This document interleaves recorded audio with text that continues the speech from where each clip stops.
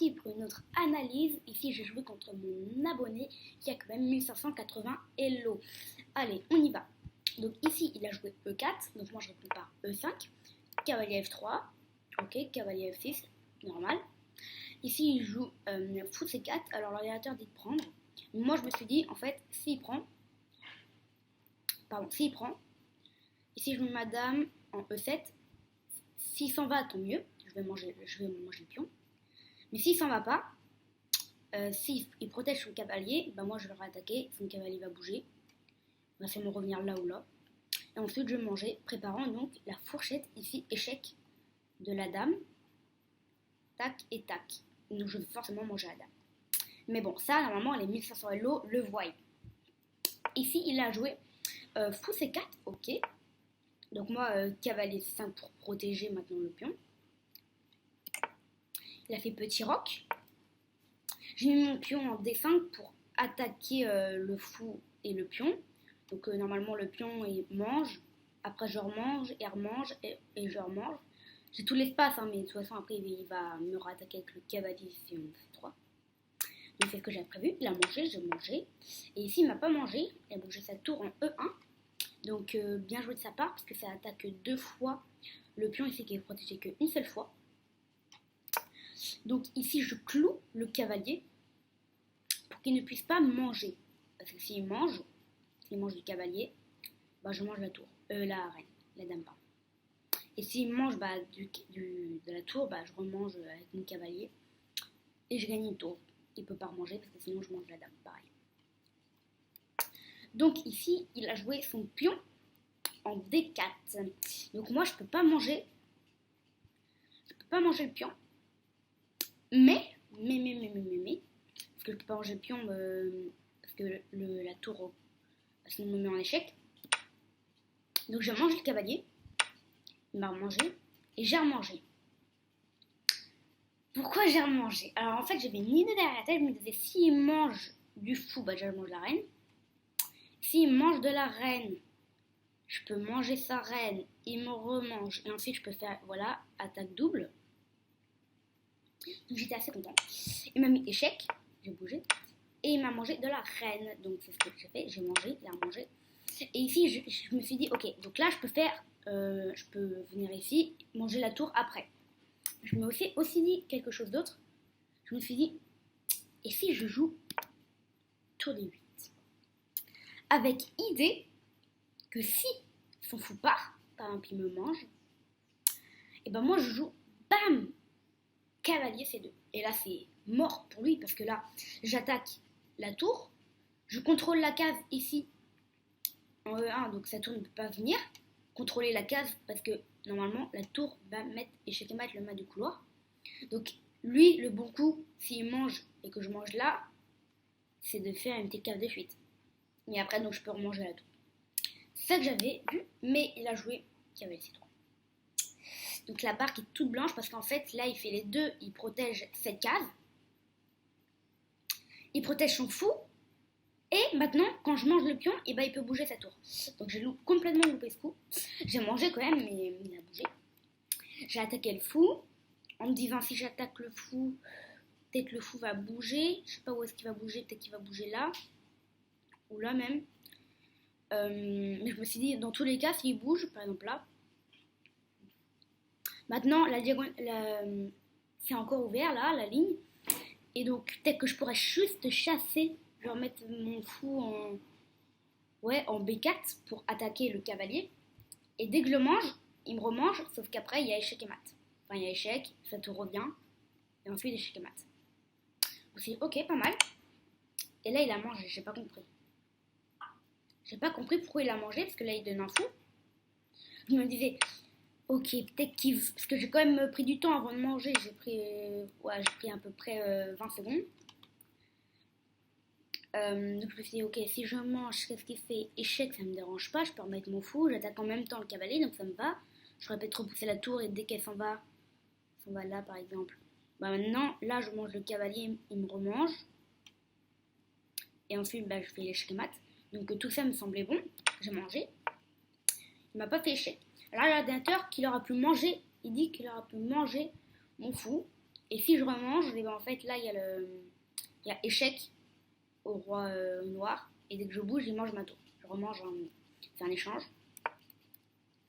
Puisqu'il a, on a ici les mêmes pièces, les mêmes deux points. On a trois pions, un fou, un cavalier et une dame pour chacun. Ici, j'attaque la tour en même temps d'attaquer le cavalier. Donc, peut-être qu'il va me clouer, mais en fait, voilà, je peux jouer un petit coup de pion, voilà. Mais sauf qu'il n'est pas venu ici. Il est venu ici, en E4. Ici, j'ai joué ma tour, parce que là, je voyais plus trop d'intérêt maintenant. Parce que maintenant, si on prend, il prend. Il n'y a plus d'échec et mat du couleur finalement, parce qu'il a ouvert la ligne sur son tour. Donc maintenant, j'ai changé. Il a repris. Et là, j'ai encore eu une idée. En fait, maintenant, mon idée, c'est de faire sortir sa tour de cette colonne, en fait. S'il aurait joué un coup de pion, tout serait fichu. J'aurais aucune chance de gagner. Presque aucune. Donc là, j'ai mangé, il a mangé, et là, je fais un petit test pour voir s'il est vraiment fort ou pas. Voilà, donc j'ai joué ici, cavalier à 3, en me disant, j'attaque sa tour. S'il le voit, bah déjà, il va bouger sa tour, forcément. Forcément, il va le voir. Mais s'il mange, en pensant qu'il gagne un pion, il est échec et mat. Sauf qu'il l'a pas vu, forcément, c'est un 1580 Elo. Donc j'ai joué mon roi en F7. Il a bougé son fou. Ouais, je crois qu'il a bougé son fou en 5. Pourquoi? Pour attaquer mon cavalier, mais pas que ça. Pour aussi que sa tour soit ici en E7, protégée par le fou. Faire échec. Pour l'instant, ça fait rien. Mais si par exemple, il y a un pion là et là, les deux pions ici, bah déjà ça contrôle ça, ça, ça et ça. Donc déjà mon roi, il peut que aller là. Donc ça devient dangereux. J'ai mon cavalier en C2. Et là, quand il met échec, enfin là, juste avant, je me suis dit, mais mon cavalier a plus de cave en fait. Il peut pas aller là. Il peut aller là, mais ici, il peut y aller, mais quand la tour va bouger, il pourra plus y aller. Il pourra pas aller là, ni là, ni là, et ni là. Il n'a plus qu'une seule case. C'est en A1. Et en A1, il fait quoi? Il contrôle que 2 cases en A1. Donc je ne vais jamais aller en A1. Donc mon cavalier n'a plus aucune case. Ici, il m'a fait échec. Donc j'ai bougé. L'ordinateur dit que c'est mieux de bouger ici. En tout cas, ce que je voulais éviter, c'était de bouger là. Faut qu'après, il me refasse une fourchette comme ça. Pardon, pas comme ça. Comme ça, échec du fou. Et ensuite, il prend mon cavalier. Ça, c'est ce que je voulais pas quand même. Je voulais éviter ça. Donc, ici, j'ai bougé là, en G8. Il a fait un coup de pion et là, je me suis dit, c'est mort. C'est mort parce que là, maintenant, son roi a une case de fiche. Je pourrais jamais faire échec et mat. Donc, j'ai fait échec, mais ça ne servait à rien. Hein, parce que là, maintenant, j'ai attaqué le fou. Préparant peut-être un échec, mais voilà, le roi a plein de cases de fuite. Ici, j'ai échangé parce que mon cavalier a plus de cases. Pareil. Là, il pouvait pas. Donc là, ma seule option, c'est de manger là. Enfin, il pouvait aller en A, mais comme je vous l'ai expliqué, il n'aura que 2 cases au aller et ça servira à rien. Donc ici, j'ai préféré échanger mon cavalier contre son fou qui était quand même assez fort. Il a pris du pion, j'ai attaqué en même temps de protéger mon pion parce qu'il attaquait là. Lui, il a avancé son pion. Ah, je me suis dit, non, j'aime pas ce coup. Enfin, si, forcément, c'est un bon coup que je trouvais, mais donc je voulais pas qu'il le trouve. Mais moi, je l'avais pas vu. J'aurais préféré qu'il joue, voilà, sa tour ici, ouais. J'aurais préféré parce que là, je pourrais peut-être revenir là et ensuite attaquer son autre pion, qui serait indéfendable, sauf s'il joue sa tour ici, mais sauf que là, maintenant, j'attaque l'autre pion, c'était large mieux. Sauf qu'il a trouvé.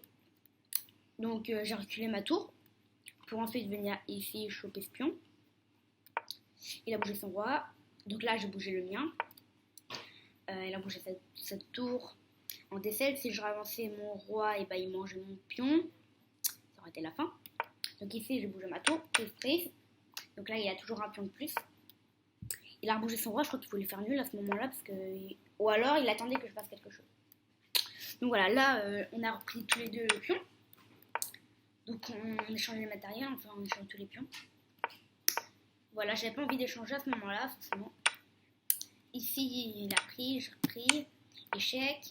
Voilà, on ne savait plus quoi faire. À ce moment-là, on a failli répéter. Bah, je voulais répéter moi, mais il a bougé son roi en F5. Et donc, moi, je faisais quoi? Bah, là, je pouvais rien faire. J'ai bougé ma tour là, échec, échec. Et là, erreur, forcément, ça laisse. Il me dit que la meilleure solution aurait été de bouger mon pion d'une case. Si je bouge mon pion d'une case, il mange. Et ensuite, je crois que je pouvais faire échec